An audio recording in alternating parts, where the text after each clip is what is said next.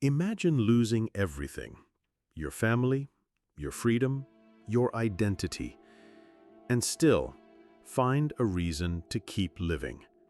If you're lost in life, without direction, without knowing your purpose, there is a proven method for finding meaning even in the worst situations, and it was discovered in the darkest place in human history. Have you ever woken up not knowing why you're doing what you're doing? Have you ever wondered what the point of it all is? Have you ever felt like you're just existing, not really living? If so, you're not alone. Millions of people face what psychologists call existential emptiness, the feeling that life has no meaning. Viktor Frankl, Holocaust survivor and creator of Logotherapy, discovered the solution to this problem in German concentration camps. He realized that people in the same horrific conditions reacted in completely different ways.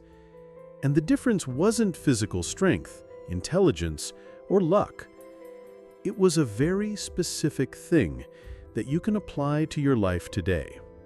But first, I ask you to subscribe to the channel, like the video, and activate the bell so you don't miss any new content. Now, back to the video. The secret of survival. Frankl observed that those who survived had one thing in common. They had a why for living, a purpose that got them out of bed every day. But here's the crux: that why doesn't have to be something grand. It doesn't have to be saving the world or curing cancer. It can be something seemingly simple. For Frankl, these were three things: rewriting his book, reuniting with his wife, and helping other prisoners as a psychologist. These were concrete, specific goals. And here's the first practical lesson: stop looking for one big life purpose. Instead, find specific purposes for specific moments. Do this now. Grab a pen and paper. Write down 3 things you want to do, achieve, or resolve in the next 6 months. It doesn't have to be perfect. It just has to be yours. Frankl discovered that there are 3 ways to find meaning in life. I'll explain each with practical examples. First, creative values, what you give to the world. This isn't just about art or innovation. It's about contribution. It could be your work, a personal project, helping someone, teaching something. Identify a way to contribute. It could be mentoring a colleague, creating useful content, improving a process in your company, or simply being someone others can count on. Second, experiential values, what you receive from the world. It's your connections, experiences, moments of contemplation of beauty. Frankl found this even when talking mentally with his wife in the field. Dedicate real time to experiences that connect you with others or with something bigger. It could be a deep conversation, contemplating nature, or listening to music that moves you. Third, values related to your attitude towards suffering. When you can't change the situation, you can still choose how you react. This was Frankl's most powerful discovery. The next time something bad happens, pause, breathe. Ask yourself, how can I grow from this? Or what can this situation teach me? Frankl discovered that he could find meaning in the hell of the concentration camps. He had a freedom that no one could take away, the freedom to choose his attitude. He called this the space between stimulus and response. Between what happens to you and how you react, there is a space. In that space lies your freedom. Of course, what Viktor Frankl suffered in the concentration camps cannot be compared to the suffering we experience today, because today we deal with much smaller problems. But if his teachings helped him deal with an extreme situation like this, they can certainly help you with your everyday problems. Here's a practical exercise that could change your life.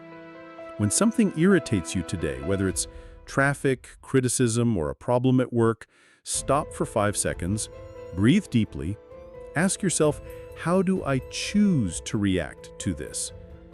It's not about feeling only positive things. It's about consciously choosing your response. Let's be honest, it's impossible to feel good feelings all the time, especially when we're facing real problems. So what I'm saying is not never get angry. That's not it. What I'm trying to say is control your anger.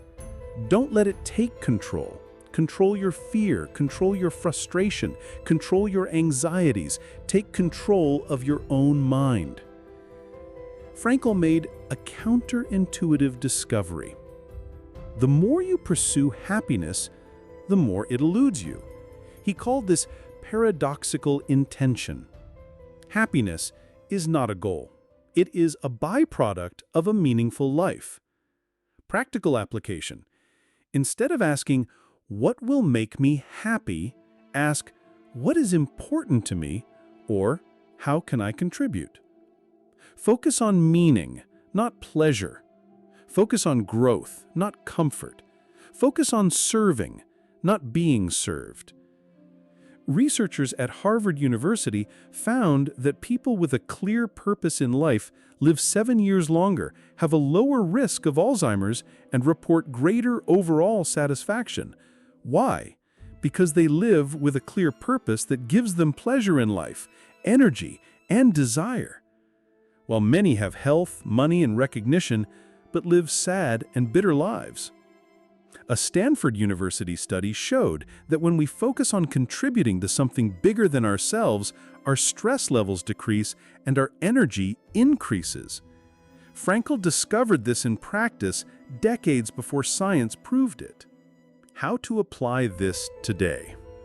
Here's a 30-day action plan based on Frankl's teachings. Week 1. Identify your why. List 3 things that give you energy. Identify 3 ways to contribute. Choose 1 significant project to focus on. Week 2. Practice freedom of choice. Whenever something irritates you, pause for 5 seconds. Ask, how can I respond mindfully? Write down your automatic reactions versus conscious choices. Week 3. Seek meaningful experiences. Have 1 deep conversation per day. Dedicate 10 minutes to something that connects you with beauty. Practice active, not passive, gratitude. Week 4. Turn suffering into growth. Identify 1 current problem in your life. Ask, what can this teach me? Act on this lesson. The most impressive thing about Frankl is that he didn't just survive the Holocaust. He came out with a philosophy that has helped millions of people. He proved that it doesn't matter what happens to you. It matters how you choose to respond. And if he could find meaning in the most meaningless place in the world, imagine what you can do with the resources you have today. Viktor Frankl taught us that you don't need to wait for perfect circumstances to have a meaningful life. You don't need more time, more money, or fewer problems. You need 3 things: a clear purpose for this moment in your life, the awareness that you can always choose your response, and the courage to transform suffering into growth.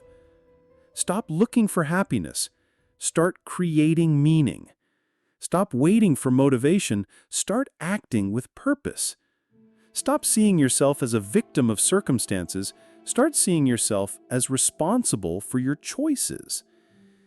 The question remains, if Viktor Frankl managed to find meaning in hell, what is your excuse for not finding meaning in your life today? Your life is waiting for you. Your freedom of choice is in your hands. What are you going to do with her?